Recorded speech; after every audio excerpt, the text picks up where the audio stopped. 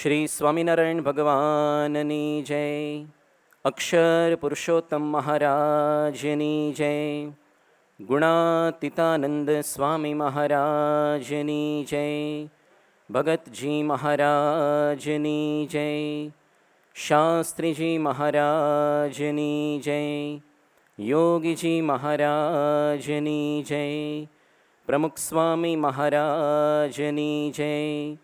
મહંત સ્વામી મહારાજની જય. પ્રમુખ સ્વામી મહારાજ શતાબ્દી મહોત્સવની જય. અક્ષર બ્રહ્મ ગુણાતીત સત્ર છેલ્લા 5 દિવસથી ચાલી રહ્યું છે. આજે તેનો 6ઠ્ઠો દિવસ છે. સનાતન વૈદિક હિન્દુ ધર્મના આદિશાસ્ત્ર એવા વેદોનું રહસ્યમય તત્વજ્ઞાન ઉપનિષદોમાં સમાયું છે. અને આ ઉપનિષદોનો સાર છે શ્રીમદ ભગવદ્ ગીતા. સર્વો ઉપનિષદો ગાવો દુગ્ધા ગોપાલ નંદન પાર્થો વત્સ સુધીર ભોક્તા દુગ્ધમ ગીતામૃતમ મહત. સકળ ઉપનિષદો ગાય માતા સમાન છે અને ઉપનિષદોનું દોહન કરનાર ઉત્કૃષ્ટ વક્તા એવા ગોપાલ નંદન શ્રી કૃષ્ણ છે. સામે શ્રોતામાં શ્રી કૃષ્ણ ભગવાનના પરમ સખા અને ભક્ત એવા અર્જુન છે. જ્યારે ગાયની સામે પોતાનું વાછરડું આવે ત્યારે વાત્સલ્ય ભાવે પારસો મૂકે તેમ શ્રી કૃષ્ણ ભગવાને ઉપનિષદોનું દોહન કરીને આ ભગવદ્ ગીતારૂપી અમૃતનું પાન અર્જુનને કરાવ્યું છે. શ્રીમદ ભગવદ્ ગીતાના પ્રત્યેક અધ્યાયના અંતે એક સમાપન પંક્તિ આવે છે. ઇતિ શ્રીમદ ભગવદ્ ગીતાસુ ઉપનિષત્સુ બ્રહ્મ વિદ્યાયામ. આનાથી જ સ્પષ્ટ થાય છે કે શ્રીમદ ભગવદ્ ગીતાનો પ્રતિપાદ્ય વિષય છે બ્રહ્મ વિદ્યા. જે ઉપનિષદોમાં બ્રહ્મ વિદ્યા એટલે કે અક્ષર પુરુષોત્તમ સિદ્ધાંત પ્રતિપાદિત થયો તેનું સ્પષ્ટીકરણ અને દ્રઢીકરણ અહીંયા ગીતામાં થયું છે. ફેર એટલો જ છે કે ઉપનિષદમાં જે તત્વજ્ઞાન પરોક્ષ રૂપે પીરસાયું છે તેનો શ્રીમદ ભગવદ્ ગીતામાં પ્રત્યક્ષ પરમાત્માના સ્વરૂપમાં કલ્યાણમય સમન્વય સધાયો છે. માટે જ ગીતામાં પ્રત્યક્ષ પરમાત્મા સ્વરૂપ યોગ ઉદ્ઘાટિત થયો છે. પ્રસ્થાનત્રયીમાં ગીતાનું દ્વિતીય મહત્વનું સ્થાન છે. હિન્દુ ધર્મનું પ્રતિનિધિત્વ કરનારો શ્રીમદ ભગવદ્ ગીતા મુખ્ય ગ્રંથ છે, જેનું વિશ્વની 70થી વધુ ભાષામાં ભાષાંતર થયું છે. તેના પર 35થી વધારે ભાષ્યો રચાયા છે. તો આ શ્રીમદ ભગવદ્ ગીતામાં બ્રહ્મ વિદ્યા એટલે કે અક્ષર પુરુષોત્તમ સિદ્ધાંત કેવી રીતે સુંદર રીતે ગુથાયેલો છે તેનું નિરૂપણ હવે આપણે પૂજ્ય ધર્મસેતુ સ્વામીના મુખેથી સાંભળીએ. તેમનો વિષય છે શ્રીમદ ભગવદ્ ગીતામાં બ્રહ્મ વિદ્યા. પૂજ્ય ધર્મસેતુ સ્વામી. શ્રી સ્વામિનારાયણ ભગવાનની જય. અક્ષર પુરુષોત્તમ મહારાજની જય. ગુણાતીતાનંદ સ્વામી મહારાજની જય. ભગતજી મહારાજની જય. શાસ્ત્રીજી મહારાજની જય. યોગીજી મહારાજની જય. પ્રમુખ સ્વામી મહારાજની જય. મહંત સ્વામી મહારાજની જય. પ્રમુખ સ્વામી મહારાજ શતાબ્દી મહોત્સવની જય.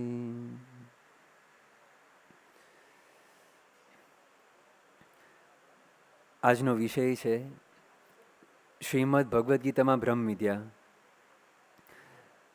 હવે શ્રીમદ ભગવદ્ ગીતા ગ્રંથ છે એ આખું શાસ્ત્ર એ બ્રહ્મ વિદ્યાનું શાસ્ત્ર છે. કારણ કે બ્રહ્મ વિદ્યા આપવા માટે જ ગીતાની રચના થઈ. એ જ્યારે ગીતાની પૂર્વ ભૂમિકા સમજીએ ત્યારે વધુ સ્પષ્ટ થાય. હવે જ્યારે મહાભારત યુદ્ધની શરૂઆત જ થવાની હતી એ વખતે પહેલા અધ્યાયમાં અર્જુનને કેટલો બધો ઉત્સાહ હતો એનું વર્ણન આવે છે. એમાં શરૂઆતમાં વાત આવે છે કે માધવ પાંડવશ્ચૈવ દિવ્યો શંખો પ્રદદ્મતુઃ. અર્જુને શંખ વગાડ્યો. હવે જ્યારે કોઈ પણ વ્યક્તિ સંપૂર્ણ તૈયાર હોય અને જ્યારે યુદ્ધ કરવા માટેની તત્પરતા હોય અને ઉત્સાહ હોય, જોમ હોય, ત્યારે શંખ વગાડે તો અર્જુને શંખ વગાડ્યો. પછી ધનુરુદ્યમ્ય, અર્જુને ધનુષ ઉપાડ્યું. અને પછી અર્જુને કૃષ્ણ ભગવાને આદેશ આપ્યો, સેનયોરુભયોર મધ્યે રથમ સ્થાપય મે ચ્યુત. એમને કૃષ્ણ ભગવાને વાત કરી કે બંને સેનાની વચ્ચે મારા રથને સ્થાપો, મારા રથને ઊભો રાખો. તો જાહેરમાં અર્જુને પોતાના શત્રુને જોયા. અને એ વખતે જ્યારે કૃષ્ણ ભગવાને અર્જુનના રથને લઈ ગયા, ત્યારે કૌરવ સેનાના બંને મુખ્ય યોદ્ધાઓ ભીષ્મ પિતા અને દ્રોણાચાર્ય, આ બંને વચ્ચે અર્જુનના રથને ઊભો રાખ્યો. તો અર્જુને આટલો બધો ઉત્સાહ હતો, પણ પછી કંઈક થયું અને આખી પરિસ્થિતિ બદલાઈ ગઈ. અર્જુનનું મોઢું સુકાઈ ગયું, હાથમાંથી ધનુષ્ય સરી પડ્યું અને ચક્કર આવવા લાગ્યા. અને છેલ્લે વર્ણન આવે છે કે અર્જુનની પરિસ્થિતિ કેવી હતી, તો સંખ્યે રથોપસ્થ ઉપાવિશત વિસૃજ્ય સશરમ ચાપમ શોક સંવિઘ્ન માનસઃ. યુદ્ધ ભૂમિમાં અર્જુને બાણ સહિતનું ધનુષ્ય છોડી દીધું અને રથની પાછળ બેસીને એ પોતે રડી પડ્યા. તો અચાનક થયું શું? તો પહેલા અધ્યાયનો 28મો શ્લોક છે, એમાં વાત કરી કે કૃપયા પરયાવિષ્ટ આસક્તિ રૂપી કરુણા એ અર્જુનને ઘેરી લીધો, એટલે કે મોહ વ્યાપી ગયો. હવે મહાભારતમાં 18 પર્વ છે અને 18 પર્વમાં ઉદ્યોગ પર્વ છે. એમાં સનત સુજાતે ધૃતરાષ્ટ્રને વાત કરી કે પ્રમાદ અને મોહ આ બંને માયા છે, અને આનો ઉલ્લેખ ભગવાન સ્વામિનારાયણે સારંગપુરના 14મા વચનામૃતમાં કર્યો. એટલે અર્જુને મોહ વ્યાપ્યો. હવે મોહ એટલે શું? તો જ્યારે અસત્યમાં સત્યની ભ્રાંતિ થાય અને સત્યમાં અસત્યની ભ્રાંતિ થાય, એટલે કે જે ખોટું હોય એ સાચું મનાય અને સાચું હોય એ ખોટું મનાય, એવો મોહ એ અર્જુને વ્યાપી ગયો. જે ખોટું હતું, પોતાનો દેહ, પોતાના દેહના સંબંધી, પોતાના મનના માનેલા ધર્મો, નક્કી કરેલા નિર્ણયો, એ અર્જુને સાચું મનાયું. તો અર્જુનના અંતરમાં મોહ વ્યાપ્યો. અને મોહ વ્યાપ્યો એનાથી થયું શું? તો અર્જુનની પરિસ્થિતિનું વર્ણન એ બીજા અધ્યાયના પહેલા શ્લોકમાં આવે છે. એમાં 3 શબ્દો વાપર્યા છે. એ 3 શબ્દો અર્જુનના 3 શરીરનું વર્ણન છે. અશ્રુ પુનાકુલેક્ષણમ, પછી બીજો શબ્દ છે વિષીદંતમ, અને ત્રીજો શબ્દ છે કૃપયાવિષ્ટમ. તો અશ્રુ પુનાકુલેક્ષણમ એ અર્જુનના સ્થૂળ શરીરનું વર્ણન છે. અર્જુનની આંખો એ આંસુથી ભરાઈ ગયા, એટલે કે અર્જુન રડે છે. પછી વિષીદંતમ એ અર્જુનના સૂક્ષ્મ શરીરનું વર્ણન છે કે એને વિષાદ છે, મનમાં દુઃખ છે. અને ત્રીજો શબ્દ છે કૃપયાવિષ્ટમ, એ કારણ શરીરનું વર્ણન છે કે અર્જુનમાં મોહ છે. હવે આ જે 3 શરીર છે, આ ત્રણેય વચ્ચે કાર્યકારણનો ભાવ છે. અર્જુનને મોહ છે, મોહ છે એટલે દુઃખ છે, અને દુઃખ છે એટલે રડે છે. તો મૂળ પ્રશ્ન મોહ છે. એમ વ્યક્તિને કાંઈ પણ દુઃખનો અનુભવ થાય, એનું કારણ, દુઃખ માત્રનું કારણ એ મોહ છે, કારણ શરીર છે. એટલે જ્યારે મોહ ટળે ત્યારે કાયમી માટે દુઃખ ટળે, અને જ્યારે કાયમી માટે દુઃખ ટળે ત્યારે કાયમી માટે રડવાનું બંધ થાય. પણ બહાર દુનિયામાં એક ઉપાય નથી જેનાથી મોહ ટળે. માણસ ગમે તે કરે અને ગમે તેટલો પ્રયત્ન કરે, પણ મૂળ પ્રશ્ન સુધી, મોહ સુધી કાંઈ પહોંચતું જ નથી. મોહ રહે છે, અને મોહ રહે છે એટલે દુઃખ રહે છે. તો એનો એક જ ઉપાય છે, એ છે બ્રહ્મ વિદ્યા. તો જે પ્રશ્નને લઈને ગીતાની જરૂર પડી, એ પ્રશ્નનું એક જ સમાધાન છે, એ છે બ્રહ્મ વિદ્યા. એટલે બ્રહ્મ વિદ્યા આપવા માટે જ ગીતાની રચના થઈ. અને જેમ અત્યારે પ્રવક્તાએ વાત કરી, એમ દરેક અધ્યાયના અંતમાં એવું લખવામાં આવ્યું છે કે ઇતિ શ્રીમદ ભગવદ્ ગીતાસુ ઉપનિષત્સુ બ્રહ્મ વિદ્યાયામ. આજે શ્રીમદ ભગવદ્ ગીતા છે એ સાક્ષાત ઉપનિષદ છે, કારણ કે ઉપનિષદોમાં જે સિદ્ધાંતોની વાત કરી છે એ સિદ્ધાંતોને શ્રીમદ ભગવદ્ ગીતા ફરીવાર યાદ કરે છે અને ઉપનિષદોનો સાર છે. એટલે ભગવદ્ ગીતા એ ઉપનિષદ છે. બ્રહ્મ વિદ્યાયામ, ગીતા એ બ્રહ્મ વિદ્યા છે. હવે બ્રહ્મ વિદ્યા એટલે શું? તો મુંડક ઉપનિષદમાં સ્પષ્ટતા કરી છે, યેનાક્ષરમ પુરુષમ વેદ સત્યમ પ્રોવાચ તામ તત્વતો બ્રહ્મ વિદ્યામ. અક્ષર અને પુરુષોત્તમનું જ્ઞાન એ બ્રહ્મ વિદ્યા છે. તો શ્રીમદ ભગવદ્ ગીતામાં બ્રહ્મ વિદ્યા છે, એનો અર્થ શું થાય? કે શ્રીમદ ભગવદ્ ગીતામાં અક્ષર અને પુરુષોત્તમનું જ્ઞાન છે. તો પહેલાં અક્ષરની વાત જોઈએ. તો 8મા અધ્યાયનો પહેલો શ્લોક છે. એમાં અર્જુન એક પ્રશ્ન પૂછે છે, કિમ તદ બ્રહ્મ, તે બ્રહ્મ શું છે? તો આ જે શ્લોક છે એમાં એક તદ શબ્દ આવે છે, એનો અર્થ થાય છે તે. એ સર્વનામ છે. એટલે કે આ જે બ્રહ્મ શબ્દ છે એનો પ્રયોગ પહેલાં થઈ ચૂક્યો છે. તો બીજા અધ્યાયથી લઈને 7મા અધ્યાયના અંત સુધી કૃષ્ણ ભગવાને બ્રહ્મ શબ્દનો પ્રયોગ વારંવાર કર્યો છે. બીજા અધ્યાયમાં અર્જુન એક પ્રશ્ન પૂછે છે, સ્થિત પ્રજ્ઞસ્ય કા ભાષા. એટલે કે જે વ્યક્તિ ભગવાનમાં સ્થિર હોય, જેનું મન ભગવાનમાં અખંડ જોડાયેલું હોય, એ વ્યક્તિના લક્ષણો શું છે, એ કેવી રીતે બોલે, એ કેવી રીતે ચાલે, કેવી રીતે બેસે. તો ત્યારે કૃષ્ણ ભગવાને લક્ષણોની વાત કરી અને છેલ્લા શ્લોકમાં કૃષ્ણ ભગવાને કહ્યું કે એશા બ્રાહ્મી સ્થિતિ, આ બ્રહ્મની સ્થિતિ છે.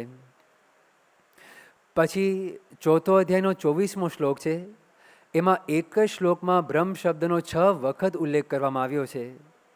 બ્રહ્માર્પણમ બ્રહ્મ હવિર્બ્રહ્માગ્નૌ બ્રહ્મણાહુતમ બ્રહ્મૈવ તેન ગંતવ્યમ બ્રહ્મ કર્મ સમાધિના. બ્રહ્મ સર્વવ્યાપક છે અને બ્રહ્મ સર્વના આધાર છે. તો આ શ્લોકમાં સમજાવે છે એટલા માટે બધું બ્રહ્માત્મક છે. પછી 5મા અધ્યાયનો 21મો શ્લોક છે. એમાં વાત કરી કે સ બ્રહ્મયોગ યુક્તાત્મા સુખમ અક્ષયમ અશ્નુતે. જે બ્રહ્મ સાથે જોડાયેલો મનુષ્ય છે એ અવિનાશી પરમાત્માનું સુખ ભોગવે છે. 6ઠા અધ્યાયનો 28મો શ્લોક છે. એમાં વાત કરી કૃષ્ણ ભગવાને કે સુખેન બ્રહ્મ સંસ્પર્શમ અત્યંતમ સુખમ અશ્નુતે. એટલે કે બ્રહ્મ દ્વારા જે અત્યંત આનંદ અનુભવે છે એ આનંદ એ સુખીથી ભોગવે છે. અને પછી 7મા અધ્યાયનો અંત એટલે કે 29મો શ્લોક, એમાં વાત આવે છે કે તે બ્રહ્મ તદ વિદુહુ, તે બ્રહ્મને જાણે છે. એટલે આવી રીતે બીજા અધ્યાયથી લઈને 7મા અધ્યાય સુધી કૃષ્ણ ભગવાને બ્રહ્મ શબ્દ વારંવાર એનો પ્રયોગ કર્યો છે.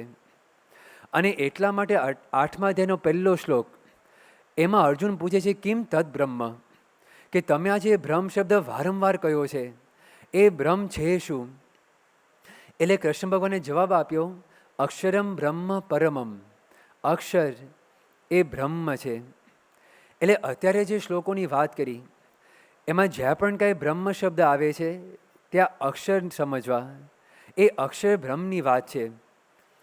જેમ કે બીજો અધ્યાય એમાં જે અર્જુન પ્રશ્ન પૂછે છે કે જે વ્યક્તિ એ ભગવાનમાં સ્થિર હોય એના લક્ષણો શું? તો એમાં કૃષ્ણ ભગવાન સ્પષ્ટ કહે છે એશા બ્રાહ્મની સ્થિતિ, આ અક્ષર બ્રહ્મની સ્થિતિ છે. એટલે કે કૃષ્ણ ભગવાન એમ કહે છે કે તારે અક્ષર બ્રહ્મને જોવા. અને એમાં અક્ષર બ્રહ્મના લક્ષણોની વાત આવે છે કે જે અક્ષર બ્રહ્મ એમાં કોઈ લૌકિક કામના નથી. પ્રજાહાતિ યદા કામન, ગમે તેટલું દુઃખ આવે તો પણ એમનું મન ઉદ્વેગ નથી પામતું. દુઃખેશ્વરનું દ્વિગ્ન મનાહ, એમનામાં કોઈ આસક્તિ નથી, કોઈ ભય નથી, કોઈ ક્રોધ નથી. વીત રાગ ભય ક્રોધ, એમને ભગવાન સિવાય કંઈ સ્નેહ નથી, ભગવાન સિવાય કંઈ પ્રીતિ નથી. યહ સર્વત્રાનભી સ્નેહ. અને જેમ અસંખ્ય ધસમસતી નદીઓ હોય એ સમુદ્રમાં પ્રવેશ કરતા હોય અને છતાં પણ સમુદ્ર છલકાતો નથી, એ સ્થિર છે. એવી રીતે ગમે તેટલા વિષયનો યોગ થયો હોય અને ગમે તેટલું માન સન્માન મળે, પણ જે અચળ છે, જે સ્થિર છે, આપૂર્યમાણમ અચલ પ્રતિષ્ઠમ, તો આ જે સ્થિતિ છે ને એ અક્ષર બ્રહ્મની સ્થિતિ છે. 5મા અધ્યાયની વાત કરી, 21મો શ્લોક, સ બ્રહ્મ યોગ યુક્તાત્મા.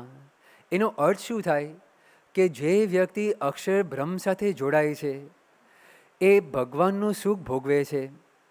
પછી 6ઠ્ઠો અધ્યાય, સુખેન બ્રહ્મ સંસ્પર્શમ, કે અક્ષર બ્રહ્મ જે અત્યંત આનંદ અનુભવે છે એ આનંદ એ ભક્ત એ સુખેથી ભોગવે છે. અને 7મા શ્લોકમાં પણ વાત કરી. તો આવી રીતે આ અક્ષરબ્રહ્મની વાત છે.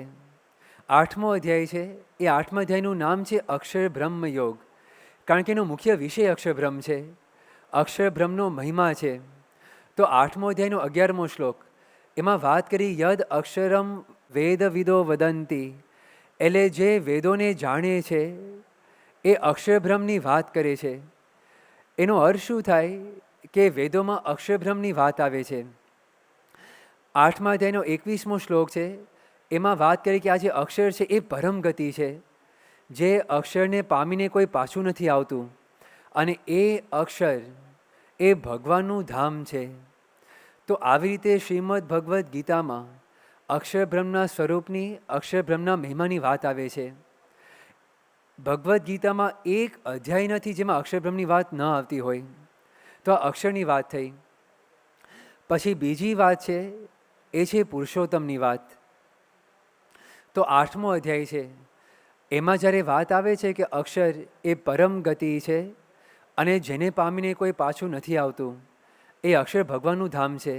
એના પછીનો જ શ્લોક 8મા અધ્યાયનો 22મો શ્લોક, એમાં તરત કૃષ્ણ ભગવાન બોલ્યા કે પુરુષ સહ પરહ, એટલે કે પુરુષોત્તમ એ અક્ષરથી પર છે. અને પછી 15મો અધ્યાય છે, એ 15મા અધ્યાયનું નામ પુરુષોત્તમ યોગ છે, કારણ કે પુરુષોત્તમના મહિમાની વાત આવે છે. એમાં જે પુરુષોત્તમ શબ્દ છે એ શબ્દનો અર્થ શું થાય છે એની સ્પષ્ટતા કરી છે. તો 8મા અધ્યાયનો 16મો શ્લોક, એમાં વાત કરી કે દ્વાવિમૌ પુરુષો લોકે, આ લોકમાં બે પ્રકારના પુરુષ છે, એટલે કે બે પ્રકારના ચેતન છે. ક્ષરશ્ચાક્ષર એવ ચ, ક્ષર અને અક્ષર. હવે ક્ષર કોણ છે? તો પોતે જ કહે છે ક્ષરઃ સર્વાણી ભૂતાની, જીવ પ્રાણી માત્ર જે અત્યારે માયામાં બંધાયેલા છે, અને જે પણ કોઈ પૂર્વે માયામાં બંધાયેલા હતા એ બધા ક્ષરમાં આવે. અને પછી અક્ષર કોણ છે? તો કુટસ્થોક્ષર ઉચ્યતે, જે કુટસ્થ છે એટલે કે જે નિર્વિકાર છે, જે ક્યારે માયામાં આવ્યા જ નથી, સદા માયાથી પર છે, અનાદિકાળથી, એ અક્ષર છે. તો આ બે પ્રકારના પુરુષ છે. અને પછી વાત આવે છે કે ઉત્તમ પુરુષ તુ અન્ય, 17મો શ્લોક, પણ જે ઉત્તમ પુરુષ છે એ જુદા છે. પરમાત્મા ઇતિ ઉદાહૃત, એને પરમાત્મા કહેવામાં આવે છે. હવે પરમાત્મા કેવા છે? યો લોકત્રયમ આવિશ્ય બિભરતી, બધા લોકમાં પ્રવેશીને એ સર્વેને ધારી રહ્યા છે. અવ્યય એ નિર્વિકાર છે, ઈશ્વર એ સર્વના નિયંતા છે. આ પરમાત્માનો મહિમા છે. અને પછી 18મા શ્લોકમાં કૃષ્ણ ભગવાને સ્પષ્ટતા કરી કે આ જે પરમાત્મા છે એ બે પ્રકારના પુરુષ, એનાથી ખાલી જુદા નથી પણ એનાથી પર છે. યસ્માદ ક્ષરમ અતીતોહમ, યસ્માદ ક્ષરમ અતીતોહમ અક્ષરાદ અપી ચ ઉત્તમ. આ જે પરમાત્મા છે એ ક્ષરથી પર છે અને અક્ષરથી પણ પર છે. અને એટલા માટે એને પુરુષોત્તમ કહેવામાં આવે છે, કારણ કે પુરુષોત્તમ એ આ બે પ્રકારના પુરુષ એનાથી ઉત્તમ છે. તો આ પુરુષોત્તમના મહિમાની વાત થઈ. તો આવી રીતે શ્રીમદ ભગવદ્ ગીતામાં અક્ષર પુરુષોત્તમનું જ્ઞાન આવે છે, એટલે બ્રહ્મ વિદ્યા આવે છે. અને અક્ષર પુરુષોત્તમનો મહિમા સમજાવવા માટે જ ગીતા છે. હવે આ જે બ્રહ્મ વિદ્યા છે એનું ફળ શું છે? જેમ આલોકની કોઈ પણ વિદ્યા હોય, એ વિદ્યા આત્મસાત થાય, એ વિદ્યા સાક્ષાત્કાર થાય એનો, તો એનાથી શું લાભ થાય, શું ફળ મળે, એ ચિત્ર જ્યારે સ્પષ્ટ થાય ત્યારે વ્યક્તિ એ વિદ્યાને ભણે, એ વિદ્યાને આત્મસાત કરવા માટે પ્રયત્ન કરે. એમ આજે બ્રહ્મ વિદ્યા છે, એનો જ્યારે સાક્ષાત્કાર થાય, એનું કેટલું બધું ફળ છે, એની ઘણી બધી વાતો શ્રીમદ્ ભગવદ્ ગીતામાં આવે છે. જેમ કે 7મો અધ્યાય છે, એમાં કૃષ્ણ ભગવાને સમજાયું કે જે જ્ઞાની હોય, એટલે કે જે બ્રહ્મ વિદ્યાનું જ્ઞાન હોય, એ જ્ઞાની એ શ્રેષ્ઠ છે, અનન્ય ભક્તિવાળો છે અને ભગવાનના પ્રિય એ બને છે. અને પછી તરત કહે છે કે જ્ઞાની તું આત્મા એવમે, એ જ્ઞાની ભગવાનનો આત્મા બને છે. જેમ કોઈ માતા હોય, એ માતાને પોતાના બાળક પ્રત્યે એટલો બધો પ્રેમ હોય, એ બાળક છે ને માતાના આત્મા બની જાય, એટલે એના વગર રહેવાય નહીં, એના વિચારો સતત ચાલે. એમ જ્ઞાની છે એ ભગવાનના આત્મા બની જાય છે. પછી જ્યારે બ્રહ્મ વિદ્યાનું જ્ઞાન થાય ત્યારે એ વ્યક્તિ ફરી મોહ નથી પામતો. હવે આપણે યાદ કરીએ કે અર્જુનનો મૂળ પ્રશ્ન મોહ છે. જ્યારે મોહ હોય ત્યારે દુઃખ હોય, અને એટલા માટે જ કૃષ્ણ ભગવાન આ સ્પષ્ટતા કરે છે કે જ્યારે આ બ્રહ્મ વિદ્યાનું જ્ઞાન થાય ત્યારે એ મોહ છે ને ટળે છે. બીજા અધ્યાયનો છેલ્લો શ્લોક, એમાં કૃષ્ણ ભગવાને વાત કરી કે નૈનામ પ્રાપ્ય વિમુહ્યતિ, એટલે કે બ્રાહ્મી સ્થિતિ પામીને જ્યારે બ્રહ્મ વિદ્યાનો સાક્ષાત્કાર થાય એના પછી ક્યારેય કોઈ મોહ પામતો નથી. 4થો અધ્યાયનો 35મો શ્લોક છે, એમાં કૃષ્ણ ભગવાને સમજાવ્યું કે યદ જ્ઞાત્વા ન પુનર્મોહમ એવમ યાસ્યસી, કે આ જ્ઞાનને જાણીને ન પુનર્મોહમ એવમ યાસ્યસી, ક્યારે પણ કોઈ મોહ પામતો નથી. એટલે જ્યાં સુધી આ બ્રહ્મવિદ્યાનું જ્ઞાન ન થાય ત્યાં સુધી છે ને મોહ રહે, અને જ્યાં સુધી મોહ રહે ત્યાં સુધી દુઃખ રહે. પણ જ્યારે આ જ્ઞાન થાય ત્યારે મૂળ પ્રશ્નનું સમાધાન થાય છે, મોહ ટળે છે. તો મૂલમ નાસ્તિ કુતઃ શાખા, તો જ્યારે મોહ ન રહે તો દુઃખ ક્યાંથી રહે? તો આ એક ફળની વાત કરી. હવે બીજી વાત આવે છે કે જ્યારે બ્રહ્મ વિદ્યાનો સાક્ષાત્કાર થાય ત્યારે કર્મના બંધન નથી લાગતા. હવે વ્યક્તિ કાંઈ પણ કર્મ કરે એ કર્મનું બંધન લાગે, અને કર્મનું બંધન લાગે એ કર્મનું ફળ ભોગવવું પડે, એટલે જન્મ મરણનું ચક્ર એ ચાલુ રહે. હવે કોઈ વ્યક્તિને એમ વિચાર આવે કે આપણે કર્મનો ત્યાગ કરીએ અને કર્મ જ ન કરીએ. જો કર્મ જ ન કરીએ તો બંધન ન થાય, અને બંધન ન થાય તો જન્મ મરણ ચક્ર ટળી જાય. પણ 3જા અધ્યાયના 5મા શ્લોકમાં કૃષ્ણ ભગવાને એક સિદ્ધાંત સ્પષ્ટ કર્યો કે નહિ કશ્ચિત ક્ષણમપી જાતું તિષ્ઠતિ અકર્મકૃત, એટલે કોઈ મનુષ્ય એક ક્ષણ પણ ક્યારે પણ કર્મ કર્યા વગર રહી શકતો નથી. એટલે કર્મનો ત્યાગ કરો, કર્મ કરવા જ નહીં, એ શક્ય નથી. અને એનું કારણ 8મા શ્લોકમાં સમજાવે છે કે શરીર યાત્રા પીચ તે ન પ્રસિદ્ધ્યત અકર્મણ, કર્મ ન કરવાથી આ જે શરીર નિર્વાહ છે, આ જીવન છે, એ સિદ્ધ થતો નથી. એટલે વ્યક્તિ જીવે છે એનો અર્થ એમ થાય કે કર્મ કરે છે. જીવવું અને કર્મ કરવું એ પર્યાય છે. એટલા માટે જ્યારે કોઈ વ્યક્તિ કર્મ કરે તેનું બંધન લાગે તો હવે કરવું શું? એટલા માટે કૃષ્ણ ભગવાને સ્પષ્ટતા કરી કે જ્યારે આ જ્ઞાન થાય ત્યારે કર્મ કરતો હોય તો પણ કર્મના બંધન લાગતા નથી. 5મો અધ્યાયનો 7મો શ્લોક છે, એમાં કૃષ્ણ ભગવાને સમજાવ્યું કે સર્વભૂતાત્મા ભૂતાત્મા કુર્વન અપી ન લિપ્યતે.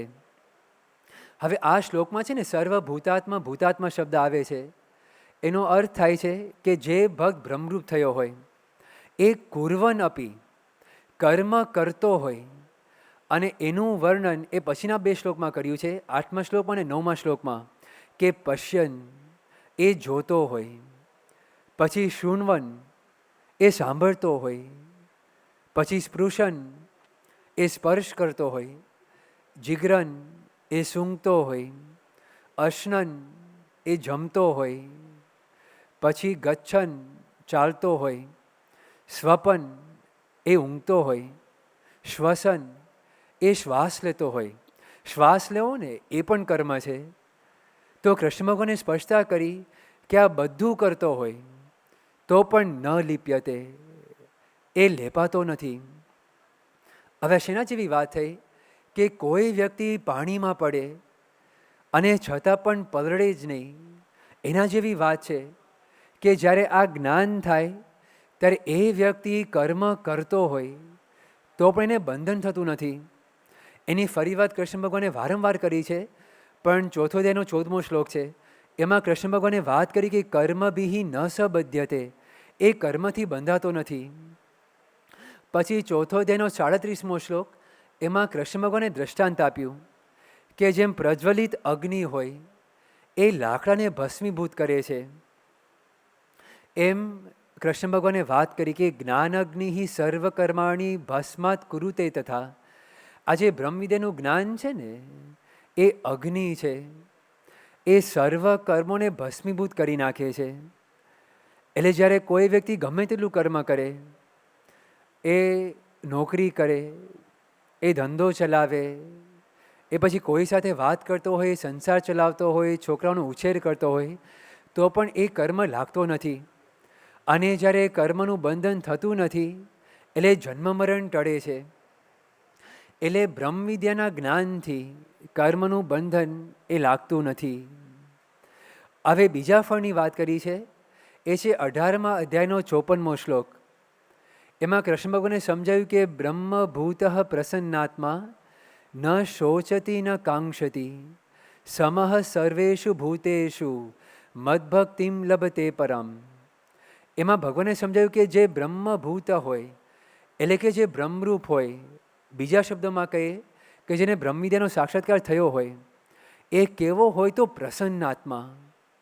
એનું મન એ અખંડ પ્રસન્ન હોય. ન શોચતી, એ ક્યારે શોક ન કરે.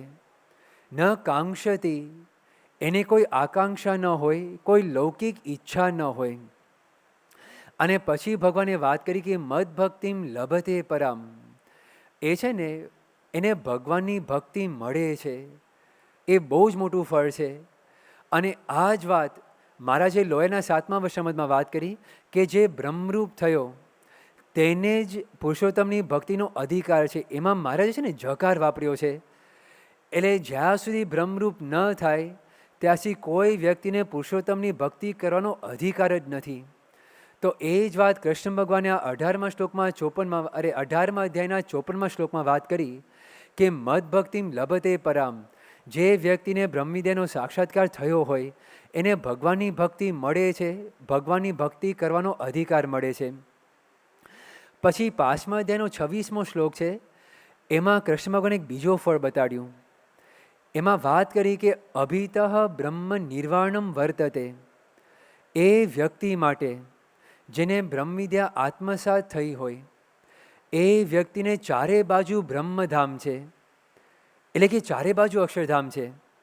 એ વ્યક્તિ આ લોકમાં હોય તો પણ એ જ્યાં જાય એને અક્ષરધામનો અનુભવ થાય, અક્ષરધામના સુખની અનુભૂતિ થાય. એટલે કે અક્ષરધામમાં મહારાજ આગળ અનંત કોટી અક્ષરમુક્તો બેઠા છે, અને અનંત કોટી અક્ષરમુક્તોને જે સુખનો અનુભવ થાય, જે દિવ્યતાનો, જે આનંદની અનુભૂતિ થાય છે, એ જ આનંદ અને એ જ સુખનો અનુભવ એ ભક્ત એને આ જ લોકમાં થાય. અભિતઃ બ્રહ્મ નિર્વાણમ વર્તતે. ચારે બાજુ બ્રહ્મધામ છે, એને ક્યાંય જવા આવવાનું નથી. પછી 5મા અધ્યાયનો 24મો શ્લોક છે, એમાં કૃષ્ણ ભગવાને સ્પષ્ટતા કરી કે આપણું જે અંતિમ લક્ષ્ય છે, જે પરમ લક્ષ્ય છે, એ મોક્ષ છે. એ મોક્ષની પ્રાપ્તિ થાય છે, ભગવાનના ધામની પ્રાપ્તિ થાય છે. એ વાત આ શ્લોકમાં કરી. 5મા અધ્યાયનો 24મો શ્લોક, એમાં એવી વાત કરી કે સયોગી બ્રહ્મ નિર્વાણમ બ્રહ્મભૂતોધિગચ્છતિ. જે બ્રહ્મરૂપ થયેલો યોગી હોય, એટલે કે જે યોગી એને બ્રહ્મવિદ્યાનું જ્ઞાન હોય, એ બ્રહ્મ નિર્વાણમ એટલે કે અને અક્ષરધામની પ્રાપ્તિ થાય છે. અને જ્યારે અક્ષરધામની પ્રાપ્તિ થાય ત્યારે જન્મ મરણ ટળે છે, ફરીવાર પાછું આવવાનું નથી, એને જ મોક્ષ કહેવાય છે. તો એ વ્યક્તિને મોક્ષ થાય છે. તો બ્રહ્મ વિદ્યાથી અંતિમ લક્ષ્ય એને મોક્ષની પ્રાપ્તિ થાય છે. એટલે બહુ જ મોટું ફળ છે. એટલે આ જે ફળ છે ને એ બીજા કોઈ વિદ્યાથી મળતું નથી, એ બ્રહ્મ વિદ્યાથી થાય છે. આ ફળની વાત કરી. હવે આટલું મોટું ફળ આવે છે અને મળે છે બ્રહ્મ વિદ્યાથી, તો હવે છેલ્લી વાત આવે છે કે બ્રહ્મ વિદ્યાનો સાક્ષાત્કાર થાય કેવી રીતે. તો એની સ્પષ્ટતા પણ કૃષ્ણ ભગવાને ભગવદ્ ગીતામાં કરી છે. તો પહેલી વાત આવે છે શરણાગતિ. એ છે પ્રગટ ભગવાનનો આશરો. શ્રીમદ ભગવદ્ ગીતાનો જે બીજો અધ્યાય છે એ બીજા અધ્યાયનો 7મો શ્લોક. એ શ્લોક પછી આખી ગીતા એક વળાંક લે છે, કારણ કે એ શ્લોકમાં અર્જુન શરણાગતિ લે છે. એમાં અર્જુન એવી વાત કરે છે કે શિષ્યસ્તેહમ શાધી મામ ત્વામ પ્રપન્નમ. અર્જુન સ્પષ્ટ કૃષ્ણ ભગવાનને કહે છે કે હું આપનો શિષ્ય છું, મને ઉપદેશ આપો. હવે ગીતાની શરૂઆત છે ને અહીંયાથી થાય છે. આ મુખ્ય વાક્ય છે કે હું આપનો શિષ્ય છું. અર્જુન, અત્યાર સુધી અર્જુન અને કૃષ્ણ ભગવાન વચ્ચે સંબંધ કેવો હતો? તો સખા ભાવનો હતો. પણ આ શ્લોકમાં અર્જુન મિત્ર નહીં પણ શિષ્ય બને છે. અને શિષ્ય બને છે એટલે ગીતાની શરૂઆત અહીંયાથી થાય છે. આ મુખ્ય વાક્ય છે. આ વાક્ય જો ન હોત તો ગીતા જ ન હોત, બ્રહ્મ વિદ્યાનો ઉપદેશ જ ન થયો હોત. એટલે શરણાગતિ, પ્રગટ ભગવાનનો આશરો. 18મા અધ્યાયનો 62મો શ્લોક છે. એમાં કૃષ્ણ ભગવાને એવી વાત કરી કે તમ એવ શરણમ ગચ્છ. એમાં અર્જુને સ્પષ્ટ આજ્ઞા આપે છે કે પરમાત્માના શરણે જા અને એમની કૃપાથી પરમ શાંતિ અને શાશ્વત સ્થાનને પામીશ. એટલે કૃષ્ણ ભગવાન અર્જુનને આજ્ઞા આપે છે કે તું ભગવાનના શરણે જા. પણ 4 જ શ્લોક પછી કૃષ્ણ ભગવાન કહે છે કે ભગવાનના શરણે નહીં પણ મારા શરણે આવ. 66મો શ્લોક છે સર્વ ધર્માન પરિત્યજ મામે કમ શરણમ વ્રજ. તારા મનના બધા માનેલા ધર્મ તું છોડી દે અને મારા એકના શરણે આવ. અને અહમ ત્વામ સર્વ પાપેભ્યો મોક્ષા ઈશા મીમાશુ ચ. હું તને બધા પાપોથી મુક્ત કરીશ, તું શોક નહીં કર. એટલે ગીતામાં છે ને પ્રત્યક્ષની વાત છે. અને જ્યારે સમગ્ર ગીતાનો જ્યારે આપણે અભ્યાસ કરીએ ત્યારે સ્પષ્ટ થાય કે દરેક અધ્યાયમાં પ્રત્યક્ષની જ વાત છે, પરોક્ષની વાત જ નથી. જેમ કે 3જા અધ્યાયનો 30મો શ્લોક છે. એમાં કૃષ્ણ ભગવાને વાત કરી કે મયી સર્વાણી કર્માણી સંન્યસ્ય. તું મારામાં બધા કર્મો સમર્પિત કર. એટલે કે ધામમાં રહેલા ભગવાનની વાત નથી, પણ તારી સામે જે ભગવાન છે, જે પ્રત્યક્ષ છે, એ ભગવાને તું કર્મ સમર્પિત કર. પછી 7મા અધ્યાયનો 1લો શ્લોક છે. એમાં કૃષ્ણ ભગવાને વાત કરી કે મયી આસક્ત મનાહ. મારામાં સ્નેહપૂર્વક તું મન પરોવ. પછી 9મા અધ્યાયનો 27મો શ્લોક છે. એમાં કૃષ્ણ ભગવાને કહ્યું કે યદ કરોશી યદ અશ્નાસી યદ જુહોશી દદાસી યદ તપસ્યસી કૌંતેય તત્ કુરુષ્વ મદ અર્પણમ. એમાં એવી વાત કરી કે યદ કરોશી, જે કાંઈ કરે છે, યદ અશ્નાસી, જે કાંઈ જમે છે, યદ જુહોશી, જે કાંઈ હોમ કરે છે, દદાસી યદ, જે કાંઈ દાન કરે છે, યદ તપસ્યસી, જે કાંઈ તપ કરે છે, તું જે કાંઈ કર પણ મદ અર્પણમ, તું મને અર્પણ કર. 9મા અધ્યાયનો 34મા શ્લોક છે. એમાં કૃષ્ણ ભગવાને વાત કરી કે મન મના ભવ મદ ભક્તો મદ્યાજી મામ નમસ્કરું. એટલે કે મારામાં મનવાળો થા, પછી મદ ભક્ત, મારો ભક્ત થા, પછી મદ્યાજી, મારું યજન કર, અને મામ નમસ્કરું, મને જ નમસ્કાર કર. 12મા અધ્યાયનો 8મો શ્લોક છે. એમાં કૃષ્ણ ભગવાને સ્પષ્ટ કહ્યું કે મયી એવ મન આધત્સ્વ મયી બુદ્ધિમ નિવેશય મારામાં જ મન પરોવ અને મારામાં જ બુદ્ધિ રાખ. એટલે આખી ગીતામાં છે ને પ્રત્યક્ષની વાત છે કે જે ભગવાન આ લોકમાં છે, આપણી આંખની સામે છે, જે હાલે છે ચાલે છે, એ ભગવાનનો આશરો કરો, એ ગુરુરૂપ હરિ, એમના શરણે જવું. હવે એમના જ્યારે શરણે જઈએ ત્યારે પછી શું કરવું? તો એમાં કૃષ્ણ ભગવાન સમજાવે છે, ચોથા અધ્યાયનો 34મો શ્લોક છે કે તદ વિધિ પ્રણિપાતેન પરિપ્રશ્નેન સેવયા ઉપદેક્ષ્યંતિ તે જ્ઞાનમ જ્ઞાની નસ્તત્વદર્શિનઃ. એમાં વાત એવી કરી કે પ્રણિપાતેન નમ્રતા હોવી જોઈએ, દાસભાવ હોવો જોઈએ. પછી પરિપ્રશ્નેન શ્રદ્ધા અને મુમુક્ષુમાંથી જન્મેલી જિજ્ઞાસા હોવી જોઈએ. અને સેવયા ગુરુનું સેવન કરવું જોઈએ. અને ગુરુ કેવા હોવા જોઈએ? તો જ્ઞાનીનસ તત્વદર્શીના, જ્ઞાની હોવા જોઈએ. અને જ્ઞાનીનો અર્થ શું થાય છે કે શાસ્ત્રના જે રહસ્યો છે એના જાણનારા અને એ પ્રમાણે જીવનારા. પછી બીજો શબ્દ વાપર્યો કે તત્વદર્શિનઃ. તો ભદ્રેશ સ્વામી જે ભાષ્ય લખ્યા એ ભાષ્યમાં તત્વદર્શીનો અર્થ એની સ્પષ્ટતા કરી કે ભગવન નિત્ય દર્શનાહ, જેને ભગવાનના નિત્ય દર્શન હોય, એટલે કે જેને અખંડ ભગવાનનો સાક્ષાત્કાર હોય અનાદિકાળથી. તો ભગવાનના અખંડ સાક્ષાત્કારવાળા એક જ પુરુષ છે, એ છે અક્ષર બ્રહ્મ. તો એવા જે ગુરુ છે એ તને બ્રહ્મ વિદ્યા એ તને આપશે. એટલે એ ગુરુ પાસે જવું. અને પછી વાત કરી કે એ જે અક્ષર બ્રહ્મ સ્વરૂપ ગુરુ છે એની સાથે એકતા કરવી. એ જેમ જેમ એકતા કરીએ એમ એમ બ્રહ્મરૂપ થઈએ, એમ એમ બ્રહ્મવિદ્યાનો સાક્ષાત્કાર થાય. તો 8મા અધ્યાયનો 13મો શ્લોક છે, એમાં પણ કૃષ્ણ ભગવાને એ અક્ષર બ્રહ્મ સાથે એકતા કરવાની વાત કરી છે કે ઓમ ઇતિ એકાક્ષરમ બ્રહ્મ વ્યાહરન મામ અનુસ્મરન. એમાં કૃષ્ણ ભગવાને સમજાયું કે ઓમ જેની સંજ્ઞા છે એવા એક અક્ષર બ્રહ્મ વ્યાહરન, એનું અનુસંધાન કરતો મામ અનુસ્મરણ, એટલે કે ભગવાનનું સ્મરણ એ કરે છે.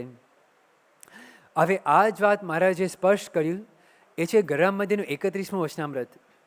એમાં મહારાજે વાત કરી કે નિરંતર મનન કરતો સતો બ્રહ્મનો સંગ કરે, તે બ્રહ્મનો ગુણ એ જીવને વિશે આવે છે. તો એમાં મહારાજે મનન શબ્દ વાપર્યો અને ગીતામાં કૃષ્ણ ભગવાને વ્યાહરણ શબ્દ વાપર્યો, એટલે કે અનુસંધાન રાખવું. એટલે એમાં પણ મનની વાત છે.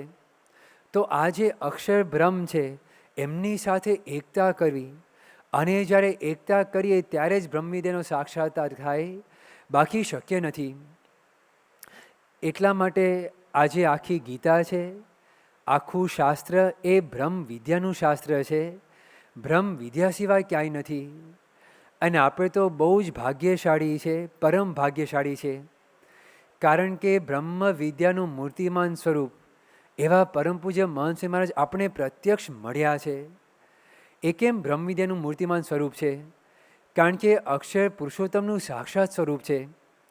એ અક્ષર બ્રહ્મ તત્વ છે અને પુરુષોત્તમને સમ્યક ધારી રહ્યા છે. અને જે પણ કાંઈ ગુરુના લક્ષણો શાસ્ત્રોમાં કહ્યા છે, જે અત્યારે મેં તમને વાત કરી કે જ્ઞાનીનસ તત્વદર્શીના, જે જ્ઞાની હોય, જે તત્વદર્શી હોય એવા ગુરુ છે. અખંડ સાક્ષાત્કાર છે, અનાદિકાળથી માયાથી પર છે. તો એવા ગુરુ મળ્યા છે, એવા પ્રત્યક્ષ ગુરુની વાત છે. અને જે પણ કાંઈ અક્ષર બ્રહ્મની સ્થિતિની વાત આ ગીતામાં વાત કરી છે, અને જે પણ કાંઈ જીવન મુક્તના લક્ષણોની વાત કરી છે, યોગીના લક્ષણોની વાત કરી છે, એ બધા જ લક્ષણો એ પરમ પૂજ્ય મહંત સ્વામી મહારાજમાં પ્રત્યક્ષ દેખાય છે. તો એવા ગુરુ આપણે મળ્યા છે, તો એ પ્રત્યક્ષ ગુરુના શરણે જવું. શિષ્યસ્તે હમ, એમના શિષ્ય થવું. અને એમના જ્યારે શિષ્ય થઈએ પછી આપણે જે પણ કાંઈ કરીએ, યદ કરોશી યદ અશ્નાસી યદ જુહોશી દદાસી યદ, આપણે જે પણ કાંઈ કરીએ એમને સમર્પિત કરી નાખવું, એમનામાં જ મન રાખવું, એમનામાં જ બુદ્ધિ પરોવી, એમનામાં જ જોડાણ કરવું. અને જ્યારે આપણે આવું કરીએ ત્યારે ખરેખર બ્રહ્મવિદ્યાનો સાક્ષાત્કાર થાય. અને જ્યારે બ્રહ્મવિદ્યાનો સાક્ષાત્કાર થાય ત્યારે શ્રીમદ્ ભગવદ્ ગીતામાં આ જેટલા પણ કાંઈ ફળની વાત કરી છે, જેમ કે ભગવાનના આત્મા આપણે બની જઈએ. પછી બીજી વાત કરી એ છે આપણો મોહ ટળે. અનાદિકાળથી વળગેલો મોહ એ તત્કાળ ટળી જાય, જે બીજા કોઈ કાળે ટળે નહીં. ત્રીજી વાત મેં તમને કરી, એમાં કૃષ્ણ ભગવાને સમજાવ્યું કે કર્મનું બંધન થતું નથી. પછી અહીંયા જ અક્ષરધામની અનુભૂતિ થાય, મોક્ષની પ્રાપ્તિ થાય, અખંડ પ્રસન્નતા, અખંડ શાંતિ, એની અનુભૂતિ. આ જેટલે પણ કાંઈ ફળની વાત કરી છે એ આ લોકમાં, આ જન્મે અને આ દેહ કરીને થાય. તો આપણે ખરેખર બહુ જ ભાગ્યશાળી છે. પરમ પૂજ્ય મહંત મહારાજ આપણને મળ્યા છે, તો એમનામાં જોડાણ થાય અને બ્રહ્મવિદ્યાનું અને બ્રહ્મવિદ્યાનું ફળ એ આ જન્મે આ દેહ કરીને એ પ્રાપ્ત થાય, એ પ્રાર્થના. શ્રી સ્વામિનારાયણ ભગવાનની જય. આજની સભા હવે આપણે અહીંયા પૂર્ણ કરીએ છીએ. સર્વને જય સ્વામિનારાયણ.